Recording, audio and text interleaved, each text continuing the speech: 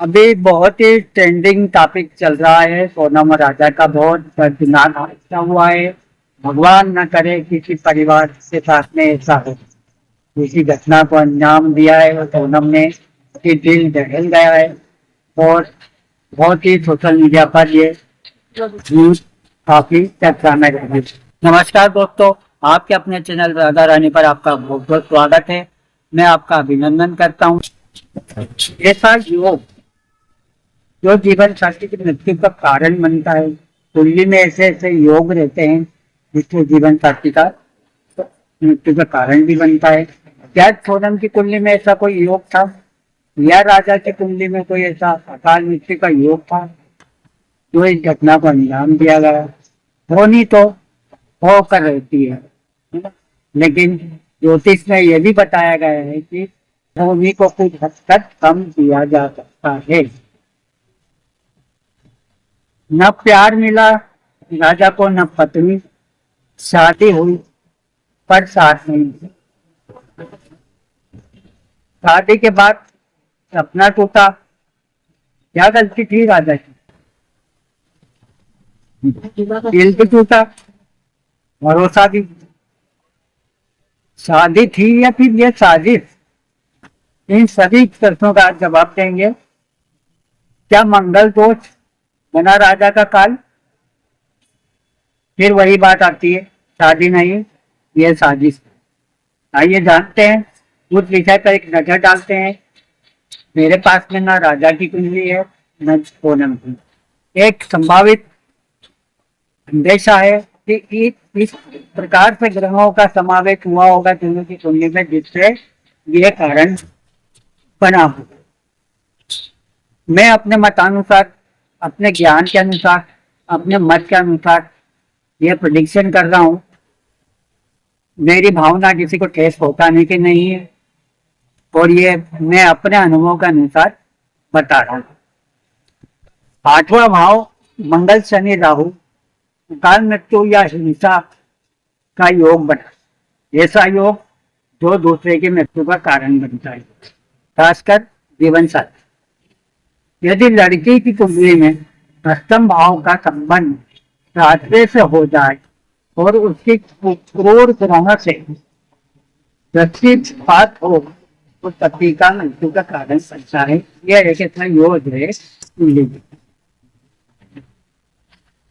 वैवाहिक जीवन में अत्यधिक नकारात्मक घटनाओं से, जैसे विवाह के तुरंत बाद अलगाव या हत्या जैसा कृत्य, ज्योतिष शास्त्र में ऐसी घटनाओं के पीछे कुछ विशिष्ट ग्रहों का भूमिका रहती है। आइए जानते हैं वो कौन सी भूमिका है, किस ग्रह से संबंधित है और ऐसी दुखद घटना के लिए उत्तरदायी वो दोष है जिसका निवारण दोनों परिवार नहीं सुना। मंगल दोष, जब मंगल ग्रह पहले चौथे सातवें आठवें या 12वें भाव में होता है तो मंगल दोष कहलाता है। यदि पति पत्नी की दोनों की कुंडली में मंगल दोष संतुलित ना हो, यानी एक में मंगल है तो दूसरे में नहीं है, यदि आंशिक मंगल भी है, तो हिंसक प्रवृत्तियों, क्रोध, मारपीट और जानलेवा व्यवहार तक ले जा सकता है। 8वां भाव का मंगल यह सबसे घातक और खतरनाक होता है। जीवन साथी के लिए खतरे का संकेत होता है। यदि लड़की की कुंडली में अष्टम भाव या सप्तम भाव में हो और अन्य उग्र ग्रह जैसे शनि या राहु साथ में युति कर रहे हो तो हिंसक प्रवृत्ति या असामान्य मानसिक व्यवहार को दर्शाया जाता है। दूसरा एक और है, शनि मंगल की युति या दृष्टि पड़ रही है। शनि क्रूर ग्रह है और धीमा ग्रह, मंगल क्रूर है और उसका स्वभाव उग्र है। की युति यदि दृष्टि पड़ जाए तो बहुत ही विनाशकारी परिणाम सामने देखने को मिलते हैं। अगर यह युति बन रही है फर्स्ट हाउस में, फोर्थ हाउस में, सेवंथ हाउस में या एट्थ हाउस में, तो वो व्यक्ति क्रूर, हिंसक और मानसिक रूप से अस्थिर हो सकता है। तीसरा एक प्रश्न उठता है कि राहु चंद्र का दोष हो। चंद्रमा मन का कारक, राहु अगर चंद्रमा के साथ है या उस पर दृष्टि डालता है तो व्यक्ति की मानसिक संतुलन बिगड़ सकता है। इस योग वाले व्यक्ति को अगर शादी में तनाव आ जाए तो वह भावनात्मक रूप से टूट जाता है और किसी भी चरम पर जा सकता है। इसको आप रोक नहीं सकते। कुंडली में यदि काल सर्प दोष है, यदि कुंडली में सभी ग्रह राहु और केतु के बीच में हो तो काल सर्प दोष योग बनता है। यह जीवन में बार बार अनहोनी दुर्घटनाएं और प्राकृतिक घटनाएं लेकर आता है। अगर यह योग सप्तम में या अष्टम में भाव से जुड़ा हो तो वैवाहिक जीवन में भारी संकट ला सकता है। ज्योतिष की कुंडली में D9 चार्ट में भी अगर यही तस्वीर सामने दिख रही है तो डेफिनेटली इस प्रकार से घटना घटती है। सप्तम भाव में राहु मंगल या शनि बैठा हो, यह शुक्र दाम्पत्य का कारक है और पाप ग्रहों से पीड़ित है तो शादी बहुत जल्दी छूट जाती है और हिंसक बन जाती है। सप्तम भाव में पाप ग्रहों से या युति या दृष्टिपात हो रहा हो, यदि लड़की या लड़के की कुंडली में सप्तम भाव पति पत्नी का भाव में शनि राहु केतु मंगल या सूर्य हो या उस भाव के स्वामी पर पाप ग्रहों की दृष्टि हो तो संबंधों में तनाव, धोखा, क्रूरता और विवाह का शीघ्र अंत होता है। यदि सप्तमेश शुक्र की स्थिति शुक्र प्रेम संबंधों का कारण, यदि शुक्र वक्री अस्त या राहु केतु से पीड़ित हो तो व्यक्ति असामान्य यौन व्यवहार, असंतोष या असंतुलन दिखाता है।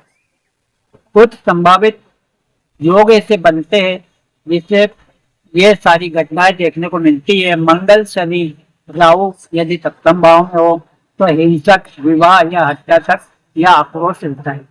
चंद्र राहु की युति पहले भाव में या चौथे भाव में हो तो मानसिक असंतुलन, भ्रम या पागलपन दिखने को मिलता है।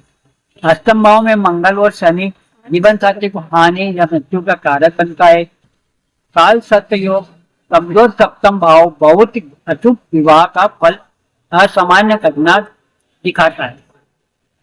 शुक्र राहु सातवें या 12वें भाव में हो तो मानसिक असंतुलन और विश्वासघात जैसी घटनाएं देखने को मिलती है।